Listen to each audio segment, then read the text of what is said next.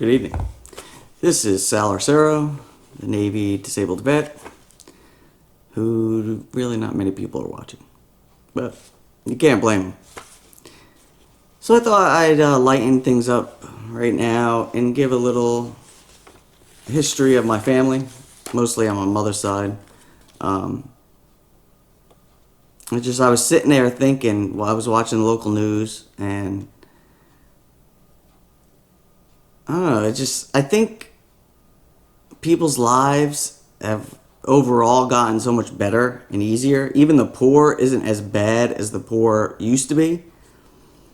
You know, the Great Depression, and you had gas lines, food lines, it's just children working in factories, getting hands chopped off. It was just, life used to be really difficult, and you really didn't have a lot of free time and a lot of time to say, well, what cause could I do right now? You know, you were struggling in life to provide for your family and friends, and I think that's what's leading to a lot of the disruption and all these protests and all the other garbage. So it made me think about how my grandfather, how his life went. His name was Armando Coloretti. He was born February 18th, 1922 in Terni, Italy. It's in Umbria, which is north and more central of Rome. Probably, I think somebody told me 45 minutes to an hour away. He joined the Italian army, and I think he mostly fought in northern Africa. He says he was a truck driver in the army, but I'm pretty sure he was in some kind of special branch of the Italian army. So I don't think that was true. It was probably too hard to talk about. A lot of people that have seen combat, they don't really like to talk about what it was like. That was kind of a horrible line. So I'm pretty sure he had to be roughly 18 when he fought too, because if he was born in 22 and 1940 was the war, that would put him around 18. He ended up getting captured, him and a bunch of his fellow soldiers, by the French Moroccans in northern Africa. I'm guessing Morocco-ish. And he told a hilarious story about when he was captured and how they basically stripped him and his people in his unit, took all their clothes, rings. He almost chopped his friend's finger or hand off they couldn't get the ring off. And they were all just left in their underwear. And then the French Moroccans turned them over to the U.S., and the U.S. took them as prisoners of war, and they brought them back to the States, and they had them all over the country, working in potato fields in Idaho, picking fruit in California, just all over the country, he said, doing different jobs and manual labor. Hay, doing stuff with hay out in the Midwest. He ended up in, I believe it was some kind of army base in Brooklyn. And my mother's mother, my grandmother Coloretti, Louise, she was working on that base. And somehow, she ran into him, they hooked up.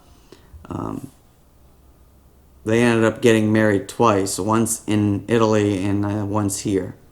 They had 5 children, my mother being the epitome of a middle child. She had 2 older sisters and then 2 younger brothers.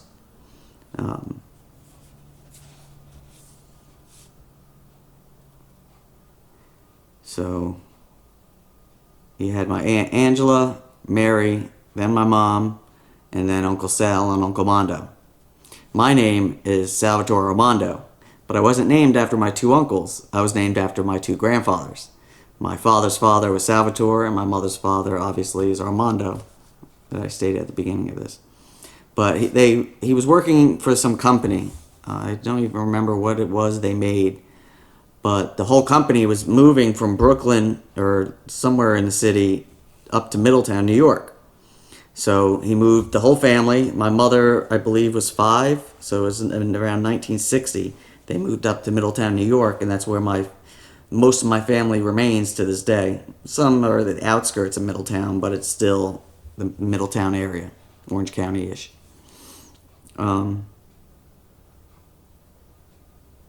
Company, I forget how long it was after he moved everyone up, shut down. They had to go out of business, and I think it had something to do with the union, but I'm not sure.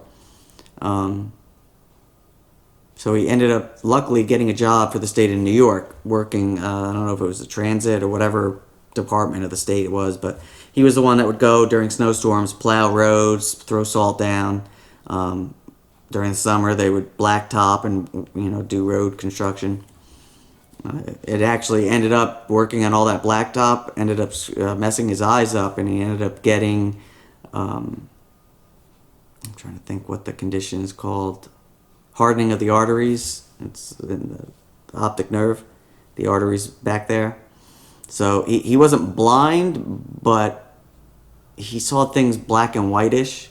It was really like if somebody my height with my color hair went up to him, he wouldn't really be able to tell without straining that it was me.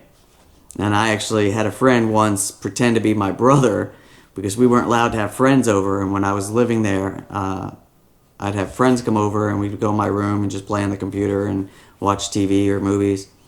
And I would be like, just wave and say, "Hi, Gramp," and go upstairs. He won't know that you're not my brother. So that's pretty funny.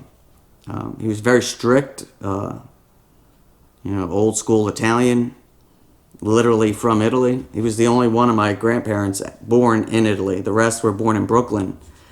They were all Italian. My mom was the only one out of her siblings to marry another 100% Italian.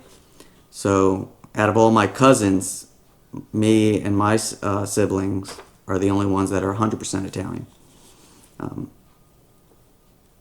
So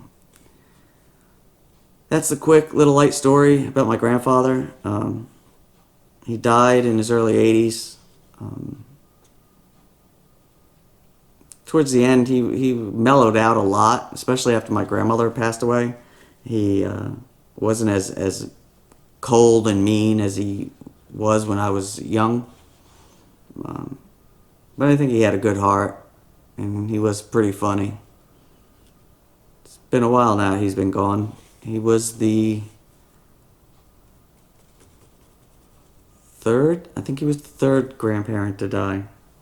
Because it was his wife, my grandmother Coloretti, she died first. I was about 16-ish. And then my father's father, Sal, he died. He ended up getting dementia, so he was kind of out of it towards the end. And then my grandpa Coloretti died. And my grandmother Arcero, she passed away when I was underway. So I came home and then heard a voicemail saying that she was gone. And they didn't even have any kind of service that I was aware of. So she was the only grandparent that I didn't get to go to a funeral because I don't think they really had one. And if they did, they didn't let us know. But I don't want to get into the sad part. That's a quick little story about my family. Every now and then I'm going to tell stories about family or different jobs I had or different things I find funny or interesting. There's a few Navy stories that I'd like to share. Got to make sure I don't share anything sensitive. Don't want to be like a Hillary Clinton. In a little bit, I'm going to try to do a quick little current event politics brief, and that should be it. So I'll see you in a little bit. Good night.